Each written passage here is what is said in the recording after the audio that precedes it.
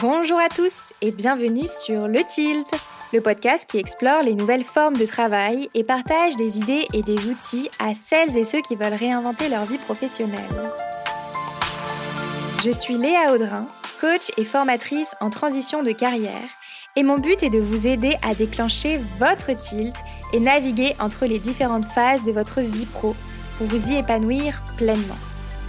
Un tilt, c'est une prise de conscience, un déclic grâce auquel un nouveau monde des possibles professionnels s'ouvre. Je vous partage des épisodes solo ou des interviews, au sein desquels je décortique des sujets autour de 3 thématiques clés. La transition professionnelle, la carrière et le futur du travail. Vous pouvez également me suivre sur Instagram, @le.tilt, sur LinkedIn et bien sûr rejoindre ma newsletter pour accéder à davantage de contenu concret, pour impulser du changement dans votre vie pro et découvrir mes offres d'accompagnement. Pour ce faire, cliquez sur le lien en description de l'épisode. Je vous laisse avec ma conversation du jour. Bonne écoute! Lors de mon voyage au Québec pour explorer le futur du travail, j'ai eu la chance de rencontrer Michel Bundock. Michel est un leader visionnaire qui a passé 35 ans au sein d'un groupement de chefs d'entreprise, aujourd'hui connu sous le nom d'Entrechef PME, et dont il a dirigé les 15 dernières années. Dans cet épisode, Michel nous partage son parcours atypique, depuis ses débuts comme guide dans les parcs nationaux canadiens, jusqu'à son engagement dans l'exploration de nouvelles formes de gouvernance. Ensemble, nous abordons des questions clés sur l'évolution du rapport au travail et les besoins des collaborateurs dans un monde en pleine mutation. Que cherchent vraiment les individus au travail? Et comment les entreprises peuvent-elles devenir des lieux d'épanouissement durable? Michel nous parle aussi de ce qu'il appelle les 6 évolutions stratégiques, des principes essentiels pour transformer une organisation en un modèle d'inspiration. Et bien sûr, il nous éclaire sur l'holacratie, ce modèle qu'il a adopté et expérimenté dans sa propre organisation, en partageant les défis qu'il a rencontrés, mais aussi ses succès et les leçons qu'il a tirées sur le chemin. Vous y trouverez d'ailleurs quelques exemples concrets à tester dans votre organisation. Sans plus attendre, plongeons dans cette exploration inspirante avec Michel Bundock. Bonne écoute! Bonjour Michel. Bonjour. Bienvenue sur le Tilt. Ça va être une nouvelle expérience. C'est vrai? Comme on dit, qui disait ça? Buckminster Fuller disait, à chaque nouvelle expérience, on apprend. On n'apprend jamais moins. Premier podcast? Non, j'en ai quelques-uns. J'aime beaucoup la formule. Ouais. Spontanée et en même temps focusée dans une direction. Tout à fait. Super. Écoute, je suis ravie de t'accueillir à mon micro. On va avoir une discussion sur tes expériences en tant que dirigeant et puis sur ton intérêt sur tous les sujets d'entreprise holacratique et tous les autres formes d'organisation autour. Ce que je te propose pour commencer, c'est que tu nous dises qui tu es sans parler de ton travail. J'ai 65 ans, alors ça fait au moins 64 ans que je suis très curieux. J'aime explorer. J'ai été fasciné quand j'étais enfant par... dans les personnages, dans les BD et tout ça, c'était par les magiciens. Mm-hmm. Alors, Merlin l'Enchanteur, Mandrake et tout ça, dans le fond, ce qui me fascinait, c'était de transformer quelque chose de bien en quelque chose de magique ou de super. Mm-hmm. Alors, tout le travail que j'ai fait professionnellement après, va un peu dans cet esprit-là. Alors, j'aimais beaucoup la chimie, entre autres, et j'ai fait quelques petits dégâts aussi, mais c'était expérientiel. Oui, à la maison. Mais écoute, je suis ravie que tu dises ça parce que le titre de mon podcast, Le Tilt, c'est vraiment une histoire de transformation. Donc, ravie que tu puisses nous en dire plus à ce sujet. Ça a été quoi ton parcours professionnel? Assez stable. J'ai commencé dans la nature comme explorateur encore, comme guide dans les parcs nationaux ici. Puis j'organisais des sortes de retraites en canot-camping. J'avais fait une petite agence de voyage. Puis après, je suis arrivé au groupement des chefs d'entreprise où j'ai été pendant 35 ans. Donc, j'ai un parcours assez stable du point de vue employeur. Mais au niveau expérience, j'ai fait plein de choses. Principalement des communautés de pratique d'entrepreneurs au Québec d'abord, puis en Europe francophone après. Puis j'ai été ensuite 15 ans comme dirigeant de cette organisation-là, le groupement des chefs d'entreprise, qui aujourd'hui s'appelle Entrechef PME. Puis en parallèle, ben, j'ai fait de l'accompagnement personnel et j'ai fait aussi du cheminement personnel. J'ai commencé à 26 ans. Je suis pas guéri, mais je me soigne. Comme nous tous. Oui, Soyons honnêtes. oui. Euh, Ce que je te propose, c'est qu'on commence notre discussion sur le sujet des collaborateurs et leurs besoins pour s'engager dans la durée dans une organisation. Est-ce que tu saurais nous dire quelle est l'évolution justement du rapport à l'organisation des collaborateurs? C'est fascinant, hein? Je trouve, on est en pleine transformation, pour reprendre le mot, mais je dirais plus qu'une évolution, je dirais une révolution dans le rapport au travail. On sait que ça fait, depuis l'ère industrielle, qu'on est dans un lien de subordination à l'emploi. Donc, on se soumet à un employeur. Et il y a eu beaucoup d'écarts là-dessus sur avoir une autorité sur les responsabilités versus une autorité sur les personnes. Et je trouve que ce qui est en train de s'émanciper, c'est l'autorité sur les personnes. En fait, personne n'a autorité sur une autre personne, mais pas avoir une autorité sur les responsabilités, les mandats, ici et ça. Alors ça, psychologiquement, c'est un gros changement, puis qui fait aussi que le rapport au travail, les gens aujourd'hui, en particulier les jeunes, l'abordent avec beaucoup plus de liberté. Ma génération, on cherchait un gagne-pain, hein, puis mon père, c'était encore plus gagne-pain. Et aujourd'hui, on voit l'entreprise, oui, toujours comme un gagne-pain, mais beaucoup comme un outil de développement personnel et professionnel. Qu'est-ce qui explique ça? Qu'est-ce qui fait qu'aujourd'hui, on a une telle individualisation des carrières finalement? Ben moi, je pense qu'on fait juste revenir au naturel.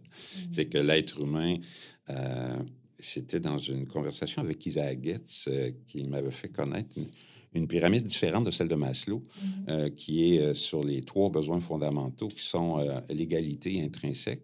C'est ce que je viens de parler. Toi et moi, on est égales comme personne. Après ça, c'est le besoin de se développer. Je suis capable, hein? On commence très tôt à dire je suis capable, on a le goût.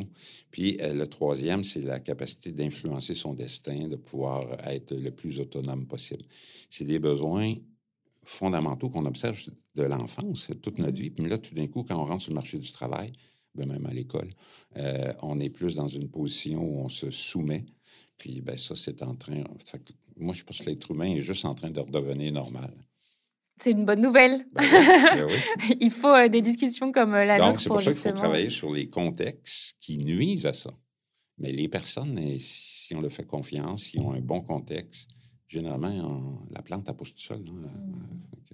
Et justement, donc, quand un employé, il regarde une organisation, il se dit, bah, en fait, ça va être un bon environnement de travail pour moi. C'est quoi sa volonté? C'est quoi ses envies? Pourquoi il le fait finalement? Pourquoi il s'engage dans une organisation? Je dirais, d'abord, c'est temporaire.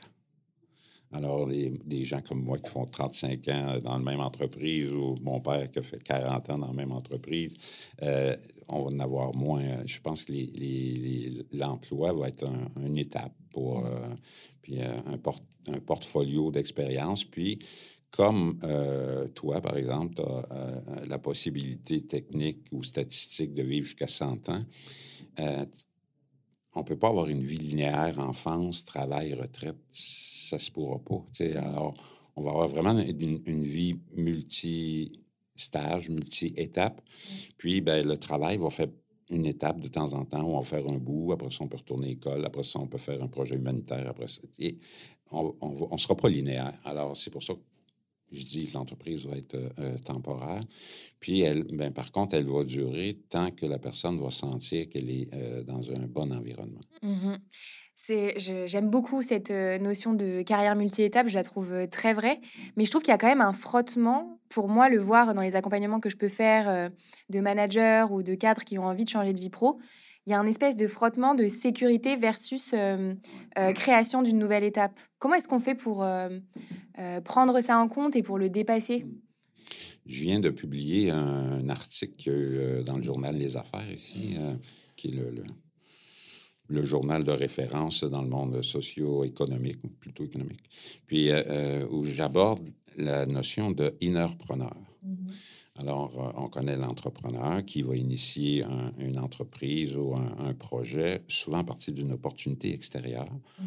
On a l'intrapreneur qui est dans le mode libéré, par exemple. C'est ça qu'on encourage, des gens qui vont être dans un espace sécurisé qui est l'entreprise, mais qui vont pouvoir prendre des initiatives plus qu'être en mode de subordination dont on parlait tantôt.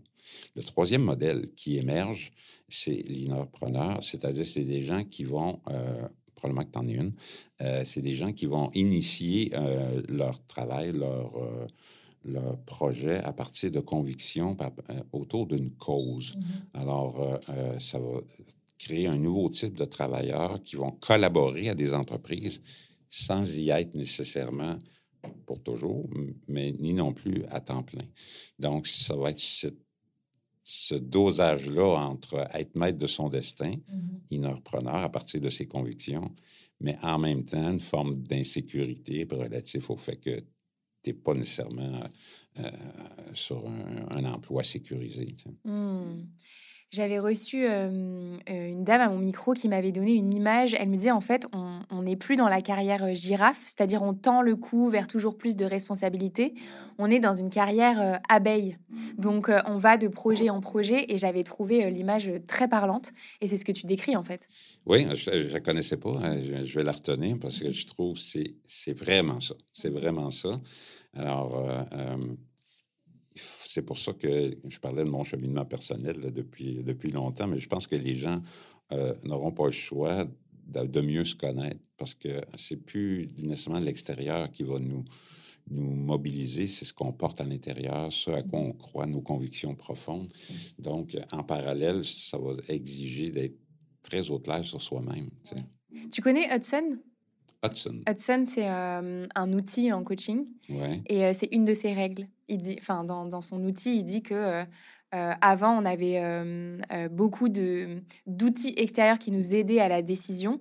Donc, je sais pas, par exemple, l'Église, une autre religion, la famille, etc. Alors qu'aujourd'hui, il y a tellement de bruit dehors et tellement de possibilités à l'extérieur de nous que ça demande une solidité, un alignement, en tout cas, regarder à l'intérieur de soi pour pouvoir faire des choix en fonction de ce qui se passe à l'extérieur. Et je trouve que c'est très vrai. C'est en plein ça. Oui, c'est ça. Alors, moi, je tiens un journal depuis des années, puis depuis 2 ans, parce que j'ai quitté mon travail au groupement des chefs pour être à mon compte. Euh, C'était essentiel que je m'écrive, si je peux dire, mais que je me clarifie. Et entre une intuition, une idée, un élan, faut savoir distinguer d'où partent nos réflexes pour prendre les bons aussi, écouter les bons aussi. Hein. Ouais. Parce qu'il y a du bruit en dedans aussi. Il n'y en Oui. a pas juste Ouais, dehors, ouais, il y en a en c'est dedans vrai. aussi. Oui. Je voulais faire un lien. Je sais pas comment toi tu le vis, mais je trouve très intéressant que tu aies commencé ta carrière par une activité avec la nature. Mhm. C'est anodin ou ça l'est pas? Ben, j'ai grandi, on avait une montagne en face de chez nous et on était plus souvent dans la montagne que dans la maison. Je trouve qu'on a beaucoup de choses à apprendre de la nature. Puis c'est drôle que tu parles de ça parce que à travers mon activité professionnelle, je me réserve des temps pour faire de l'exploration, ce que je disais au début de la rencontre. Puis là, je suis sur un projet avec Espace pour la vie ici, Ah, tu sais, le génial. jardin Ouais. botanique, insectarium et tout ça. On est un groupe d'une quinzaine de personnes d'horizons très différents et on est en train d'explorer la gestion biophilique.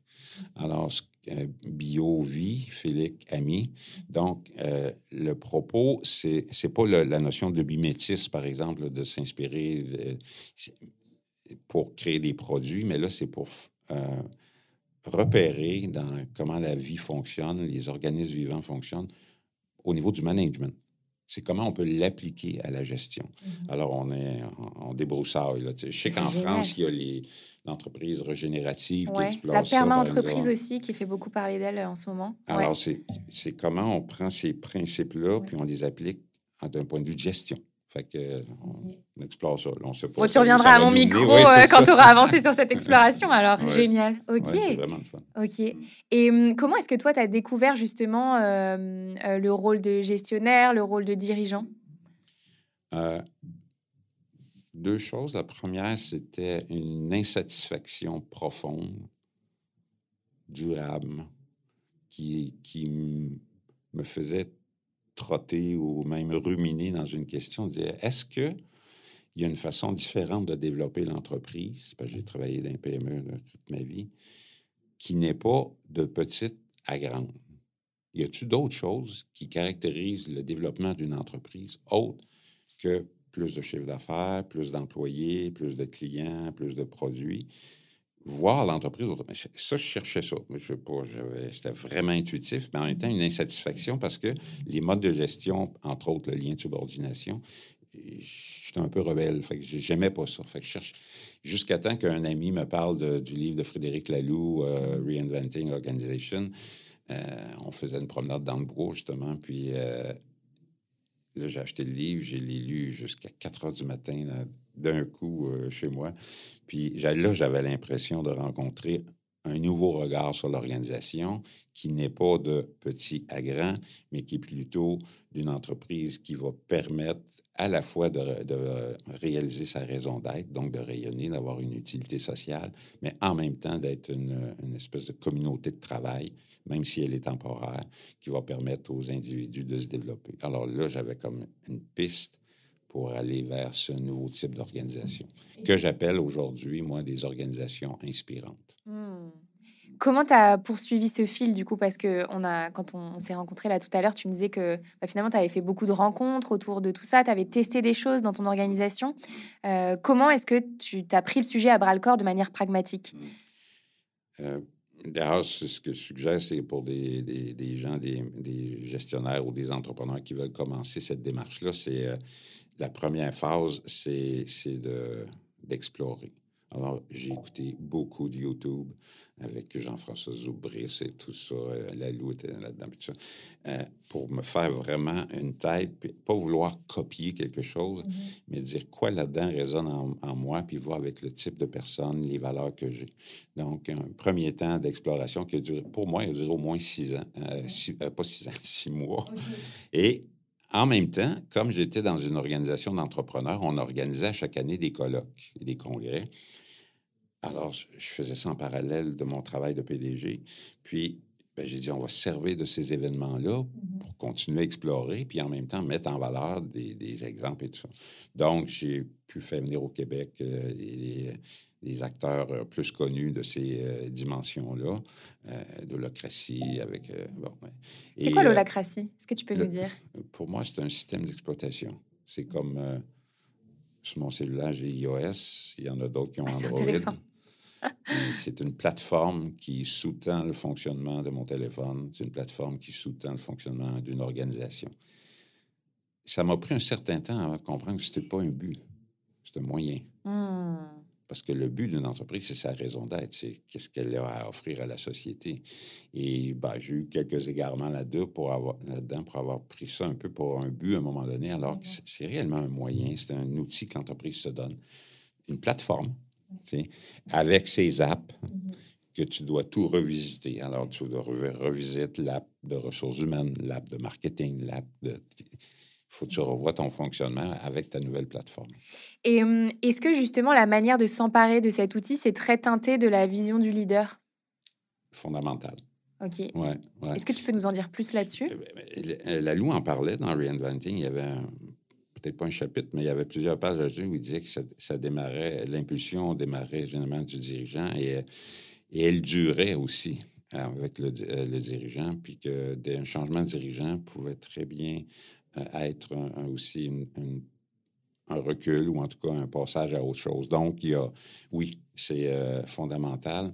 Et c'est pour ça que je parlais, il y a un temps de réflexion avant de se lancer pour est-ce que ça correspond vraiment à mes convictions? Tu sais, par exemple, Jean-François Zoubris disait, moi, je m'appuyais sur l'humain est fondamentalement bon. Tu sais. Bon, entre le dire puis y croire, puis après ça, transformer tes pratiques autour de ça, ça prend des convictions très profondes.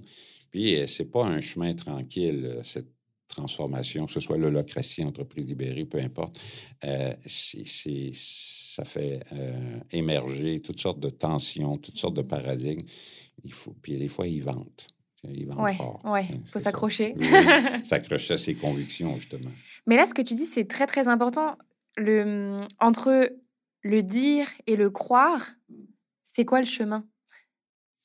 Euh, j'ai fait une présentation à une organisation en France qui s'appelle les entreprises de nouvelle génération, puis qui ont des colloques à chaque année, qui s'intéressent aux nouvelles formes de gouvernance. Puis ma présentation, c'était sur les 12 transformations que j'ai dû exercer D'accord. comme leader en moi-même, avec moi-même, puis qui vont des convictions, de clarifier les convictions, de l'humilité à ne pas tout savoir, mais vraiment à créer en marchant, d'avoir des antécédents favorables, c'est-à-dire dans ta culture familiale, par exemple. Chez nous, ma mère elle nous a beaucoup encouragé à la liberté. Alors, tu sais, j'avais une culture vers ça. Mes frères sont comme ça aussi. Alors, il y a différentes transformations qu'un leader doit accepter de vivre dans ça à mesure que l'entreprise se transforme. C'est un aller-retour. Et ça va être la même chose avec les employés. Il y a un aller-retour. Les gens qui vont, moi j'appelais ça enlever les abat-jours sur la tête des gens pour qu'ils puissent laisser rayonner leur lumière. Alors, cette transformation-là, c'est beaucoup ça pour moi, c'est d'enlever. Puis là, on découvre que quelqu'un qu'on pensait qu'il était à 25 watts, mais finalement, il est 100 watts parce que le contexte ne lui permettait pas de rayonner comme il pouvait rayonner. C'est très intéressant. J'ai une cliente un jour qui m'a dit, en fin d'accompagnement, elle m'a dit: «J'ai eu l'impression d'avoir pelé l'oignon».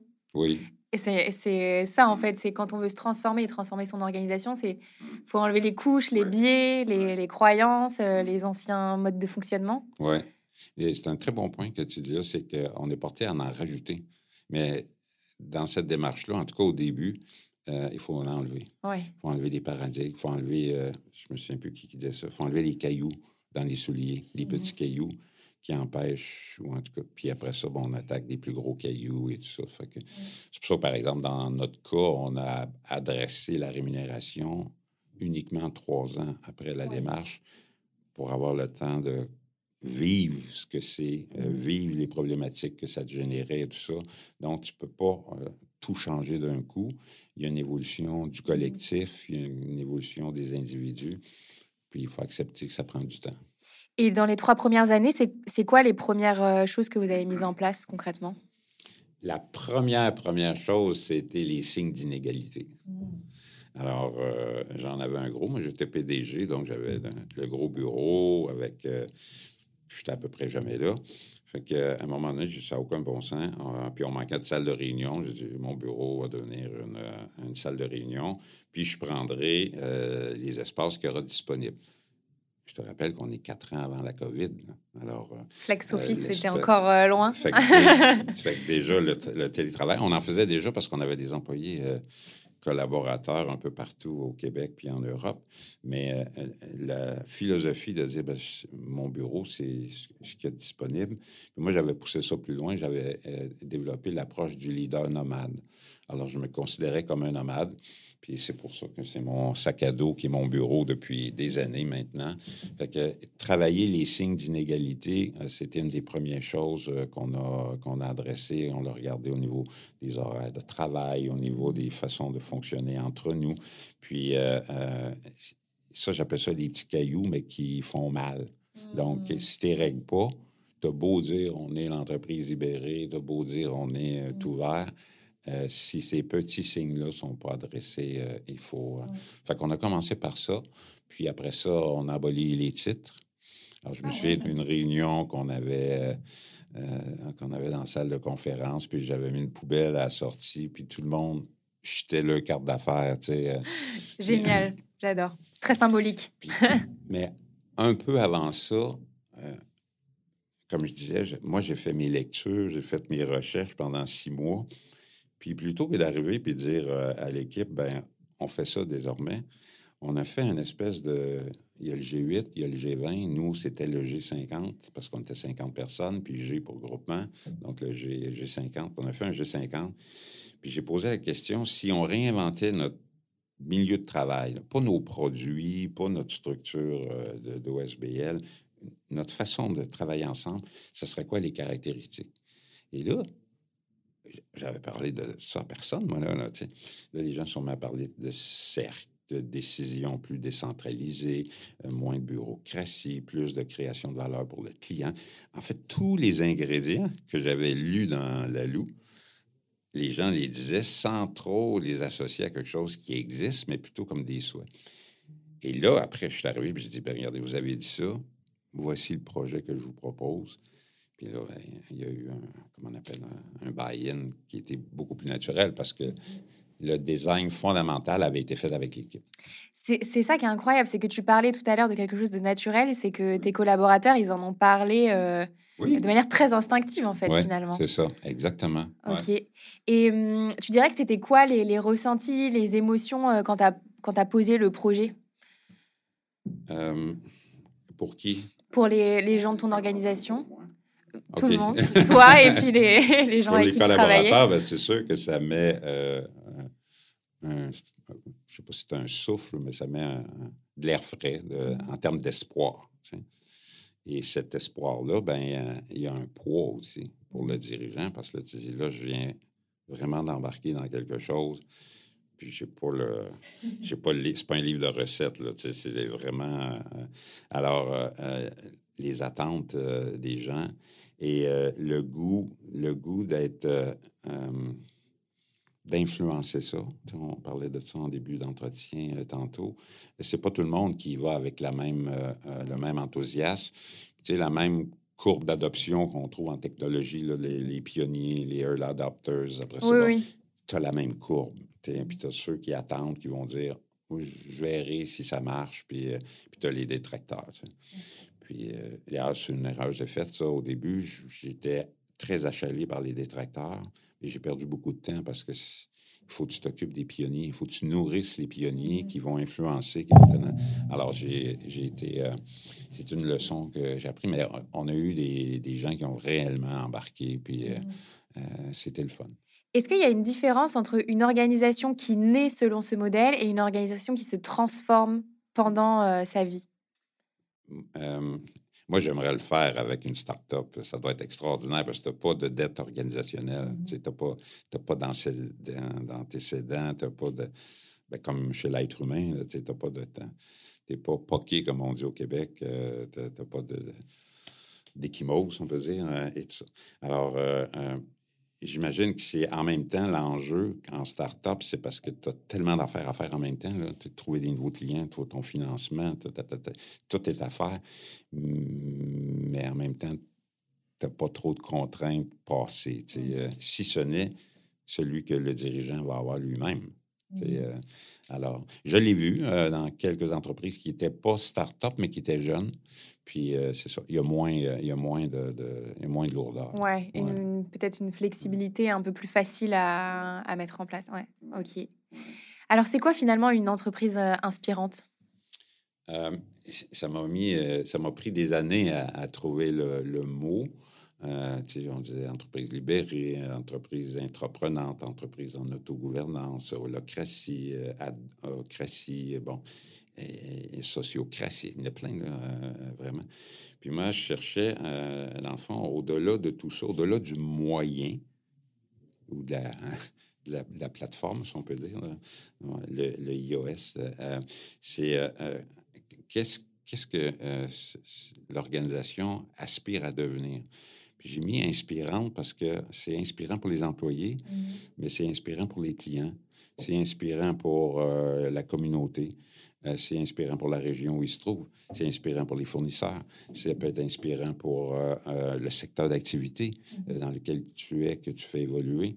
Donc, l'inspirant, puis qu'est-ce qu'on dit sur LinkedIn quand on voit quelqu'un, un entrepreneur ou peu importe, qui a fait quelque chose de bon, on dit toujours Il m'inspire. il m'inspire. Ouais. Vous êtes inspirant. Et tout ça. Fait que c'est un mot qu'on utilise régulièrement pour refléter quelque chose de beau qui nous émerveille ou qui nous touche, mais il n'est pas utilisé Fait que j'ai dit, je vais utiliser ça. J'ai écrit un billet là-dessus. Ok, C'est ok. ça, ouais. Ben, je le mettrai Comment ça se dans la décrit? description, ouais, parce que je pense que ça peut intéresser beaucoup de monde. Ce qui est intéressant, en fait, c'est que quand tu le dis, j'ai une image qui me vient vraiment de, tu sais, comme des vagues Ouais. de, En fait, on part des plus petites parties prenantes de l'entreprise et on regarde jusqu'où ça peut, jusqu'où l'impact peut aller. Ouais. Et quand tu parles de région, de pays, etc., en Ouais. fait, finalement, c'est de penser très large et de voir toutes les vagues que ça peut amener. Tout à fait. D'ailleurs, j'ai écrit un billet là-dessus sur les 15 impacts de l'entrepreneur. Puis c'est exactement comme tu le décris, c'est par cercle concentrique. D'accord. Et ça va jusqu'à, ultimement, une forme de paix sociale, dans le sens que s'il y a une forme... en tout cas, tu as plus de chances d'avoir une paix sociale dans une société prospère que pas prospère. Tu sais, donc, mais aussi ton secteur d'activité. Alors, oui, c'est majeur. Alors, je crois beaucoup dans le futur que les entreprises vont être un vecteur. Les entreprises ne seront plus, comme elles le sont depuis 100 ans, uniquement dans un marché. Elles vont être dans une société. Et ça, c'est un gros changement. Tu sais, on parle des ESG, puis tous ces éléments-là, diversité et tout ça. Mais c'est que l'entreprise, elle prend conscience qu'elle n'est plus seulement dans un marché, c'est-à-dire fabriquer ceci ou vendre ceci, mais vraiment d'influencer plusieurs dimensions de la société. Puis ça, je trouve ça porteur. Ouais. Mais c'est ce que tu disais tout à l'heure, c'est la différence entre construire une société qui a pour seul but l'indicateur financier versus monter une société qui a plusieurs indicateurs et notamment des indicateurs sociaux qui sont très, très importants. Oui, moi j'appelle ça des indicateurs de santé plutôt que des indicateurs de performance. Alors, c'est pour voir comment l'entreprise a de l'influence, a du rayonnement. Puis, ouais. Et qu'est-ce que tu dirais à des dirigeants qui peut-être nous écoutent et se disent « Oui, mais si on n'est pas focus sur l'argent, l'argent ne rentrera pas. »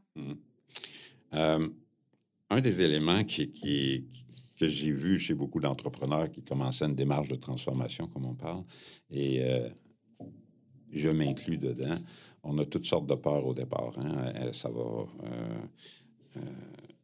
parce qu'il y a des images aussi, là, que par exemple, qu'il n'y a plus de structure. C'est très faux. Il y a une structure dans ce type d'organisation-là. Il y a des pratiques. Mais le grand désordre qu'on appréhende, là, qu'on va faire faillite, que tout le monde va s'en aller ou que tout le monde va faire juste ce qu'ils veulent, ici et ça. J'ai pas vécu. Puis je ne l'ai pas vu non plus. J'appelle ça le grand désordre. Des erreurs, oui.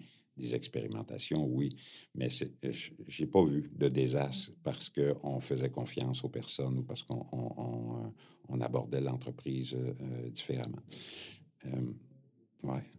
Ta question, c'était? C'était comment est-ce que... qu'est-ce qu'on dirait à un dirigeant ou quelqu'un qui a envie de mener cette démarche et qui a peur justement de faire faillite ou que ce soit le grand désordre si on ne regarde pas que l'indicateur financier? C'est un économiste américain qui a dit là, dans les années 50, le but de l'entreprise, c'est le profit. Et pendant des générations, c'était un peu la description ou l'image que les gens se sont fait de l'organisation. Moi, j'ai travaillé avec près de 2000 entrepreneurs, puis je me rends à l'évidence que le profit, ce n'est pas le but d'une entreprise, mais c'est une condition essentielle de son fonctionnement. Donc, pour moi, c'est même pas un moyen, c'est même pas une conséquence, c'est une condition. Comme, par exemple, ça prend de l'oxygène à l'être humain, mais l'être humain ne vit pas pour respirer, mais il doit respirer pour vivre. Le but d'une entreprise, c'est sa raison d'être, c'est ce qu'elle apporte à la société ou à ses clients aussi. Elle existe pour fabriquer ou concevoir quelque chose, un service, mais le profit est essentiel parce que tu n'es pas une entreprise inspirante si tu ne dégages pas un peu de profit pour toutes sortes de raisons, réinvestir dans le futur, croître, mieux organiser ton entreprise, avoir plein de choses. C'est un indicateur au même niveau que d'autres, finalement. Mais pour moi, il est essentiel, prioritaire. Puis je dirais pas le profit, je dirais la rentabilité. Est-ce que mes revenus dépassent mes coûts? Oui. Mais dans la vie, on est tous de même. À la maison, chez toi, j'imagine que tu espères que tes revenus vont dépasser tes coûts. On est tous comme ça. Alors, cette question, elle est très intéressante. C'est une question que je me pose souvent. Alors, j'ai encore jamais creusé le sujet, mais ça fait quelques années que je me dis, mais est-ce que finalement, les levées de fonds mirobolantes qu'on voit par chez nous, des fois, c'est des niveaux monstrueux. Est-ce que finalement, c'est un modèle vertueux de lever autant d'argent? Est-ce que ça enlève pas finalement une contrainte? Enfin, je me questionne en fait sur comment ces levées de fonds impactent aussi l'organisation à l'intérieur dans son fonctionnement. Ben, tant mieux s'il lève de l'argent. Dans le fond, c'est juste, est-ce que l'organisation ou l'entrepreneur ou peu importe le dirigeant se descend de sa raison d'être?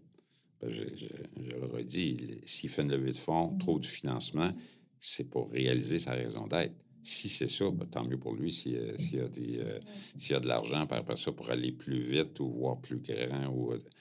Alors, moi, je disais, il ne faut pas perdre de vue la raison d'être. Puis malheureusement, effectivement, dans l'abondance financière, c'est pas arrivé qu'on change le but de l'entreprise. Ouais, ok, trop intéressant. On parlait d'organisation inspirante. Comment est-ce que une organisation peut se transformer vers une entreprise inspirante? Je sais que toi, tu parles des 6 évolutions stratégiques. C'est quoi les étapes? La première, c'est le dirigeant. Mhm. Pour moi, c'est euh, où il s'en va, où il en est dans son étape de vie bien personnelle. Là. Il veut-tu travailler encore 30 ans ou il se prépare à transmettre ou peu importe. Alors, le dirigeant, c'est quoi son plan de match à lui comme individu? Parce que ça va impacter jusqu'où il va vouloir aller au niveau de son entreprise. Ça veut dire aussi, est-ce qu'il se prépare à la vente ou est-ce qu'il veut la transmettre? Tu n'as pas le même...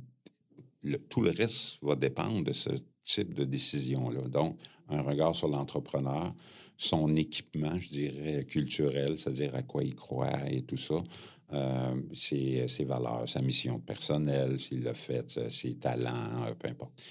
Un regard sur la personne. Après ça, je l'ai fait dans beaucoup d'entreprises, c'est de présenter un peu c'est quoi l'entreprise inspirante, mais c'est quoi l'entreprise du 21e siècle. C'est le rapport au travail, ce qu'on a parlé depuis tantôt, qui change et tout ça, pour avoir un peu une idée de ça existe. On n'embarque pas dans quelque chose qui n'existe pas. Là. Il y a plein d'entreprises qui sont dans cette démarche-là. Donc, donner un peu confiance, crédibiliser, puis en même temps inspirer, parce qu'on peut s'inspirer de différentes pratiques, de différentes organisations. Après ça, pour moi, le point clé, c'est les orientations stratégiques. La définition de la raison d'être, de la vision, de la mission, des ambitions. Ça, pour moi, c'est vraiment l'étoile polaire.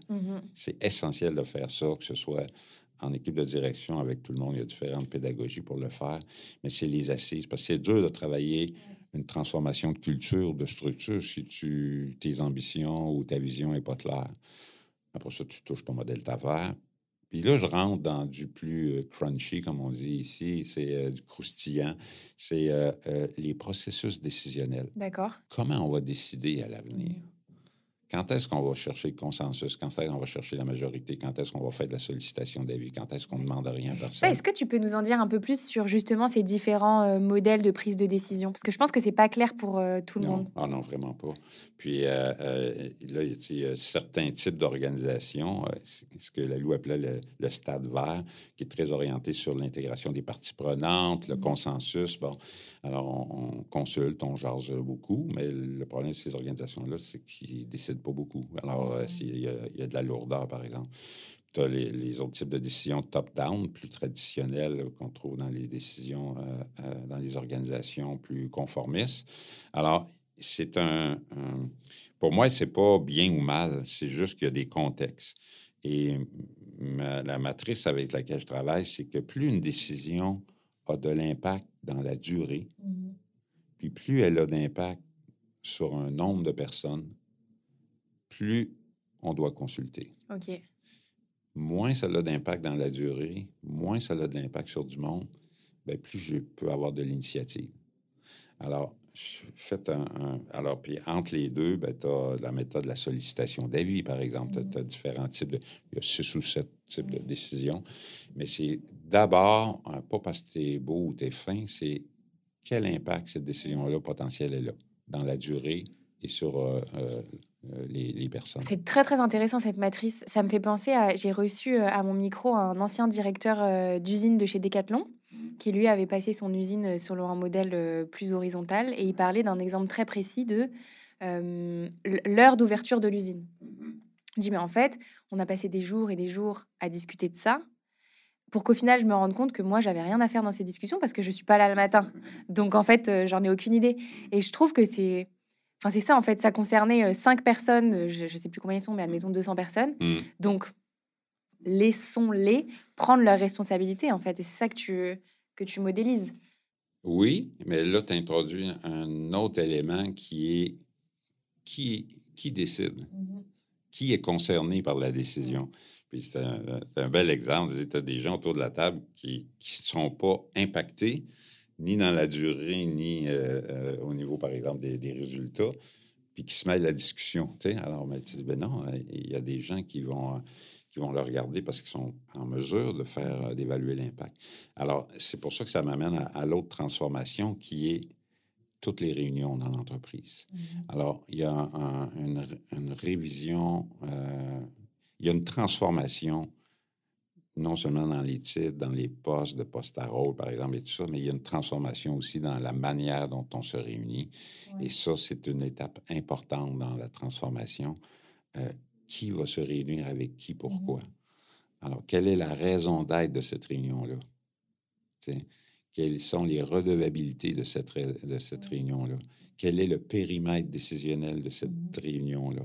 Alors, ça, c'est un travail que je fais qui est, je te dis, c'est parce qu'on pense que l'animation d'une réunion, c'est tout le monde a la science infuse, mais c'est un art et c'est une compétence. Mais je trouve en plus, dans ce que tu dis, il y a 2 aspects. Il y a le côté réunion pour avancer sur un sujet spécifique dans l'organisation, mais il y a aussi la réunion pour entretenir les liens Oui. entre les personnes. Mm. C'est quoi un peu les bonnes pratiques sur ces 2 types de rencontres? Ben, ça va être la différence, ça va être la raison d'être. Alors, s'il y en a une que la raison d'être, c'est de faire évoluer les projets, par exemple. Je travaille beaucoup avec les projets stratégiques. Puis l'autre, la raison d'être, c'est de créer du lien, c'est de travailler l'esprit dans lequel on est ensemble. On n'est pas du tout dans la même raison d'être, donc pas la même pédagogie, donc pas les mêmes attentes, donc pas nécessairement le même monde. Alors, c'est pour ça que je reviens à questionner la raison d'être des réunions. Tu sais, j'entendais, c'est hier, je pense, une réunion d'équipe. Une réunion d'équipe. Ouais. C'est quoi le but? C'est vrai? Tu sais, on dit... C'est vrai? Ben oui, c'est une réunion d'équipe. Fait que là, je me disais, c'est comme un verre d'eau. En tout cas, il faut vrai? revoir ça. Ah, oui. Ce serait quoi un meilleur terme? Ben,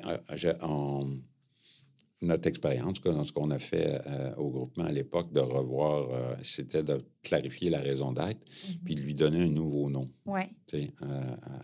Plus autour de la fonction de la réunion que du qui de la réunion. Ouais.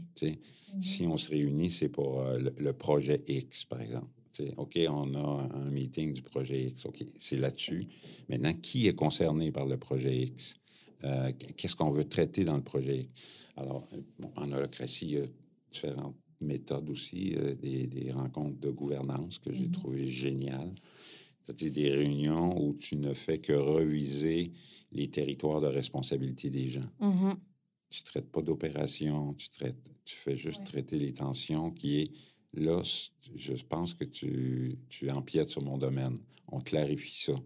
Donc, on passe des tensions de relations à des tensions de rôle. Oui, de relations. Intéressant. Et tu disais tout à l'heure, toi, chez toi, par exemple, dans ton organisation, vous avez mis les cartes de visite dans une poubelle quand tu as commencé à implémenter le modèle. Comment on sait qui fait quoi quand il n'y a plus de rôle forcément Tout le monde avec a des rôles. Ouais. Comment est-ce qu'on transforme ça? Ben, c'est un des éléments clés d'une démarche comme ça qui est de passer de poste à rôle. Alors, on est passé de 50 postes, on était 50 personnes, à 200 rôles. Parce qu'une même personne pouvait exercer des rôles, même dans d'autres cercles, que son cercle TI ou que son cercle communication, ou que peu importe. Alors, cette notion-là de clarté, d'utilisation d'une matrice de rôle, déjà, c'est une différence. Nous, on a utilisé une plateforme qui s'appelle Holospirit. Il y a de Frog aussi aux États-Unis. Il y en a une en Suisse aussi. Je me souviens, Maptio, je pense que ça s'appelle. C'est des infrastructures, des plateformes où tu as vraiment l'inventaire des responsabilités, des rôles, des projets, tout ça. C'est extraordinaire parce que tu peux, à chaque réunion, notamment les réunions de gouvernance que je parlais tantôt, où tu revois les rôles, tu modifies ta structure d'organisation à toutes les semaines. Tu n'attends pas un an ou la grande réforme au bout de 3 ans. Ça bouge. Je reviens à ton image d'abeille de tantôt. C'est vers quoi on doit aller. Donc, cet outil-là, je l'ai trouvé, moi, très, très utile et à la limite nécessaire. Et est-ce que ça demande d'identifier certains profils ou est-ce que c'est plus facile à vivre pour certains profils, ce type d'organisation? Je me demande si c'est fait pour tout le monde, en fait. Je te dirais, moi, tu sais, au début, on disait les entreprises changent parce que l'humain revient au naturel. Là. Je te dirais que naturellement, moi, je vois pas qui n'a pas le goût d'évoluer dans un contexte de liberté et tout ça. Naturellement. Mais culturellement, je pense que c'est pas tout le monde qui est prêt. Je dis pas que ça y arrivera pas. Puis c'est arrivé dans l'organisation des gens qui viennent me voir et me disaient Michel, moi, là, j'ai tellement pas été éduqué comme ça, là, à prendre des initiatives. Là. J'ai peur, tu sais. Fait que là, t'accompagnes. Puis la personne a fait une expérience, et ci et ça. Fait que c'est pour ça que je dis que ça induit des cheminements personnels chez les gens. Ou d'autres c'est l'inverse, ils partent comme une étoile filante. Puis là, tu dis, ben non, mais c'est parce que tu es avec d'autres, là. Puis ça a de l'impact sur d'autres. Donc, je te dirais, naturellement, oui. Culturellement, non. Et puis, je trouve que ça va aussi avec ce sujet d'évolution des modes de travail. Avec mon collectif de podcasteuses, on parle beaucoup des imaginaires autour du travail parce que ça façonne aussi nos réalités, en fait. Il y a les réalités que tu décris, je pense que c'est très dur à imaginer pour certains. Et je suis sûre qu'il y a des gens qui nous écoutent et qui se disent encore mais qu'est-ce qu'il me raconte, en fait? Ça n'existe pas, c'est pas possible. Comment est-ce qu'on fait justement pour transformer nos imaginaires post-révolution industrielle jusqu'à aujourd'hui avec des modes de gouvernance qui sont extrêmement différents? C'est un très bon point. Puis je suis en train d'écrire un article C'est vrai? là-dessus. On va tous les mettre. Ouais, lui, je suis en train de le faire. Je le fais par l'approche du langage. OK. C'est-à-dire, nous, on a dû réinventer notre langage d'entreprise pour l'adapter, entre autres. Ça fait 150 ans qu'on utilise le langage de la machine. Hein? On est sur l'ingénierie des processus, des indicateurs de performance. On est vraiment dans un langage de machine. J'ai fait un inventaire, là, j'ai une trentaine de mots là, dans le management qu'on vit, puis c'est ça qu'on utilise. Alors, quand tu décris ton milieu de travail, là où tu te rends à tous les jours, ou en tout cas l'organisation dans laquelle tu es inscrite, puis qu'elle se décrit elle-même comme étant une machine, comment tu peux ne pas être stressé ou tendu aussi, comme si tu étais dans une course de Formule 1. Tu sais. Alors, le langage, l'autre langage, il faut l'inventer. Il y en a un qui est plus proche de l'organisme vivant. C'est pour ça, tantôt, je disais, j'aime mieux dire des indicateurs de santé que des indicateurs de performance. Tu sais. Le mot performance, c'était un peu après le Moyen Âge, ça parlait de la capacité d'un cheval à s'épuiser jusqu'avant de tomber à terre. Ah ouais. La performance du cheval. Wow. Fait que là, mettons que tu appliques ça à des individus, ça fait pas tellement de sens. Là. Moi, j'avais lu une définition, je me souviens plus du livre, je le remettrai dans la description, une linguiste qui disait que performance, c'était l'acte de transformer quelque chose. Et j'avais trouvé ça très beau parce qu'en fait, nous, la performance, on en a fait quelque chose de terrible et parfois qui s'opère dans des proportions qui peuvent être mauvaises. Ouais. Et elle disait, mais en fait, ce terme-là, à la base, c'est prendre quelque chose et changer l'état. Forme, père, c'est ça. Ouais. Et je trouve ça plus juste et ça mériterait de se pencher, en tout cas de se réapproprier ce mot, quoi. Ouais. C'est pour ça que, quand je dis indicateur de santé, c'est que, par exemple, les profits, pour moi, tu peux le faire comme une performance dans laquelle il y a des tensions implicites, ou tu peux le faire comme un indicateur de santé. C'est est-ce que l'entreprise est en santé? Oui, au niveau, par exemple, du cash flow, on est en santé. Après ça, on passe à un autre appel. On va travailler sur notre raison d'être. Tu sais. Alors, je suis en train de faire l'inventaire de ce nouveau langage-là qui est à réinventer. Ce qu'on a fait entre les deux langages, entre le langage de la machine et de l'organisme vivant, c'est qu'un jour, on a utilisé des métaphores. Alors, les rôles, au lieu d'être directeur de ceci, par exemple, le département, le cercle de TI s'appelait système nerveux. Tu sais, bon, on était assez créatifs sur nos appellations. Et juste le fait d'utiliser ce nouveau langage-là, ben, on introduisait des métaphores qui étaient parlantes, mais qui, en même temps, étaient plus favorables à la créativité qu'à de la tension. Parce que le défi, c'est ça, c'est de régler les tensions. Oui, et puis, en fait, c'est vraiment ce système de pensée, je sais plus exactement ce que c'est, pensée, émotion, action. Genre, dire un mot, ça a une charge quand même. Il y a la charge sémantique, c'est réel. Et donc, ça va forcément induire ce qui va se passer derrière. Oui. Donc, c'est très important. Est-ce qu'il y a d'autres mots que tu as relevés comme ça qu'on utilise sans vraiment les questionner? Ben, tout ce qui est relié à, comme je disais, à la machine, mon supérieur. Ouais. Ça, là, j'ai de la misère en 2024 à entendre ça. Ça veut dire que celui qui est supérieur, il parle de l'autre comme mon inférieur. C'est quoi le mot, ça. d'ailleurs? Il n'a pas, parce que c'est bien trop gênant. Ah oui. Non, mais c'est mon... Alors, mon collaborateur. Mais d'ailleurs, j'ai échangé. Donc, c'est que à ce moment-là, dans le langage, un exemple de changement, plutôt que de dire je travaille pour ou il travaille pour moi, c'est je travaille avec. Il travaille avec moi. Il faut juste changer le. Oui. T'es comme ça, puis l'autre, t'es comme ça.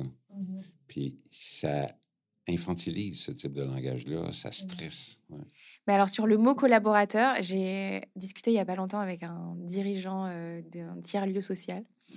Et il me disait, moi, je déteste le mot collaborateur parce que historiquement, il n'est pas beau, le mot. C'est les collabos. Ouais, il disait, en fait, c'est chargé quand même comme mot. Et nous, je ne sais pas ici si vous l'utilisez, mais en France, on l'utilise pour faire un peu joli, pour pas dire salarié, employé, etc. On utilise collaborateur, mais finalement, déjà, est-ce que c'est juste? Est-ce qu'on collabore vraiment? Quelle est la charge historique de ce mot-là? Et en fait, c'est un peu hypocrite de dire, mais en fait, il est salarié, c'est pas grave. C'est une réalité, en fait. Mais tu vois, le salarié, ça décrit le lien de subordination, en fait. Nous, on a contourné ça à l'époque. L'organisation s'appelait le groupement des chefs d'entreprise. Alors, nous, on s'était dit comment on va s'appeler les employés. Puis collaborateurs, c'est plus européen ici. On l'a un peu ici, mais généralement, les gens disent employés au Québec. Nous, on a dit, on est au groupement, on va être des groupies. Des groupies? Sympa. Oui. J'aime bien, ouais. Fait qu'il y avait le double symbolique du groupie adepte, adepte de l'organisation, puis groupie dans le sens de, pour reprendre le mot groupement. Alors, dans le langage des jours, je vais voir tel groupie. Mais juste ça. C'est drôle, ouais. C'est ça. C'est drôle. Alors, on riait bien, on riait avec ça. Mais il a fallu vraiment réinventer. Ouais. J'ai rencontré aussi une dame qui a monté des espaces de coworking en Bretagne. Et elle a tout un système de signalétique dans ces espaces qui est très, très bien pensé. Et chaque mot, par exemple, des actions quotidiennes, ranger sa chaise, utiliser la machine à café, etc. Et elle a pris un soin de dingue à bien décrire les actions sur le ton de l'humour et en même temps quelque chose de rassembleur. Et en fait, le lieu a une âme qui est dingue parce qu'elle a fait ce travail de sémantique et de signalétique de manière très précise.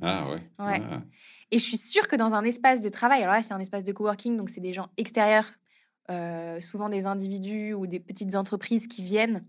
Mais je suis certaine que dans un espace de travail, une organisation, la manière dont on utilise la signalétique et dont on aménage l'espace influe Oui. sur Sur la le dynamique. comportement, oui. Ouais, Sur la culture. Ah ouais. oui, oui. Ça, c'est quelque chose que tu as questionné, les espaces de travail? Oui, ben, on était comme je t'ai dit, on a commencé en 2015, Mmh. la démarche. Donc, on était 5 ans avant la COVID. On était déjà, la moitié de l'équipe était en télétravail parce que les gens s'occupaient de territoire. Donc, Ah oui, bah ils oui. travaillaient du territoire où ils étaient. C'était déjà la moitié des personnes. Alors, on a travaillé les signes d'inégalité, comme Mmh. je t'ai dit tantôt. Puis, mais déjà, j'avais une pensée sur le remote, là, Mmh. le travail à distance pour le favoriser. Euh, mais avec la pandémie, là, ça a pris une toute autre.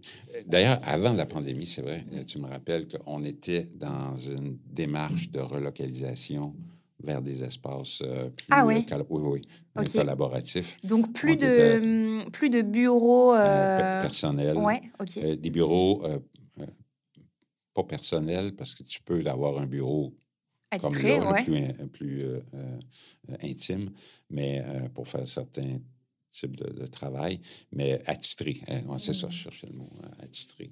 Alors, mais là, c'est devenu ça. Avec la Ouais. pandémie, je pense que la bâtisse est à vendre, puis qu'ils Mmh. sont dans un projet de relocalisation. Là, OK, je ouais. suis plus au fait, là. OK. Est-ce qu'il y a d'autres choses que tu as, découvertes ou expérimentées que tu aurais envie de nous partager sur ce modèle-là? Euh, je reviens sur le fait que c'est un moyen, Mmh. que ce n'est pas un but. J'interviens dans une entreprise la semaine prochaine pour ça, pour Mmh. recentrer un peu euh, la démarche, mais en même temps aussi le fonctionnement de l'organisation. Euh, je pense qu'il faut aussi être bon dans le sens de bienveillant. Mmh. C'est pas un chemin. Je ne sais pas si tu as connu cet auteur-là, Scott Peck, qui était un Américain. Il a écrit un livre qui s'appelait Le chemin le moins fréquenté, qui était une métaphore sur le chemin le moins fréquenté, là, à l'intérieur de soi-même. Mmh. Mais dans ce type de transformation-là, c'est pas un chemin encore très, très fréquenté. Puis c'est facile. Les vieux réflexes sont faciles. Alors, ça prend une bonne vigilance, puis une vigilance collective, tu sais, Mmh. pour que on avance avec clarté, mais en même temps sans être pressé. Mmh. Et tu parlais du collectif, ça, c'est un mot nouveau aussi. Finalement, ce mot-là, je sais pas ici, mais nous, en France, on la force du collectif, l'intelligence collective, heu, c'est quand même assez récent. On en fait à toutes les sauces, les formations d'intelligence collective et cetera. Ça veut dire quoi, être un collectif? Ben, je suis un petit peu biaisé parce que l'organisation, groupement des chefs d'entreprise, c'était un collectif Mmh. d'entrepreneurs et les 250 communautés de pratique qui se réunissaient à tous les mois ou les 6 semaines, c'était des mini-collectifs. Mmh. Et la conviction profonde qui sous-tend l'organisation depuis 50 ans, c'est nous sommes meilleurs avec d'autres que seuls. C'est le collectif. Donc, je disais aussi, un entrepreneur qui est isolé est en bien mauvaise compagnie. Tu sais, alors, J'aime bien la formule. fait que fait qu'on a baigné là-dedans parce que l'entreprise, c'était sa raison d'être. Mais je crois qu'on sort tranquillement de l'étape de notre adolescence d'indépendance. Mmh. Puis de plus en plus, on comprend qu'on est en interdépendance. Mmh. Puis de toute façon, c'est le seul chemin pour moi qui va nous permettre Ouais. de cohabiter. Tu sais. Puis en Mmh. même temps, de faire face aux défis de complexité, on a besoin des autres. Il n'y a personne qui résout les choses vraiment seul. Puis je suis tombé sur un mot extraordinaire il y a quelque temps qui était utilisé ou en tout cas créé par un compositeur de musique que j'adore, qui est Brian Eno. Il explique que les plus grandes œuvres ne sont pas le fruit ou ne viennent pas d'un genius, un génie, mais d'un scenius, une scène. Une scène faisant ici référence à un groupe de musiciens, par exemple, qui travaillent ensemble et qui vont créer une œuvre. Fait que même celui qui écrit un livre tout seul, il appartient souvent à un contexte, à un milieu donné. C'est nourri de C'est quelque chose. ça. Alors, on évolue là, du besoin d'être genius, de prouver qui on est, vers des entreprises qui vont ressembler plus à des scenius, à des créations collectives. Puis c'est même pas une chimère. C'est juste l'évidence. Ouais. C'est comme ça. C'est le tilt. Il n'y a pas d'autre chemin. Ouais. Le tilt, oui. C'est bon. On a abordé énormément de sujets, c'était passionnant. Est-ce que tu as des ressources à nous partager pour celles et ceux qui veulent justement creuser ces sujets, peut-être faire un premier pas? C'est sûr, je recommande le livre de Frédéric Laloux. Souvent, je le recommande en BD parce que c'est quand même un gros pavé. Ouais. Donc, si vous êtes à fond là-dedans, allez-y en pavé. Sinon, prenez la BD, ce sera plus facile d'accès. J'ai travaillé avec des gens du gouvernement la semaine passée, puis j'ai parlé de cette approche-là. Puis il y en a un qui l'a lu, il l'a fait venir en Audible, en audio. Alors, il existe aussi en audio. Fait que, tant mieux. Trop bien. Fait que ça, c'est un point dans les ressources. J'ai mon propre site web, puis il y a une section, tu vois, en haut, c'est marqué « Outils ». Je mets tous mes outils à la disposition autant des entreprises que des consultants qui veulent s'en servir. Moi, je suis dans une logique d'abondance, là, pour reprendre la logique de Reinventing Organization, puis que plus t'en donnes, plus mieux c'est, puis un jour, ça reviendra, mais sans attendre. Donc, des outils pour comment définir des orientations stratégiques, comment mesurer son degré d'avancement en cheminement, les 6 rôles de l'entrepreneur. Il y a plein de ressources.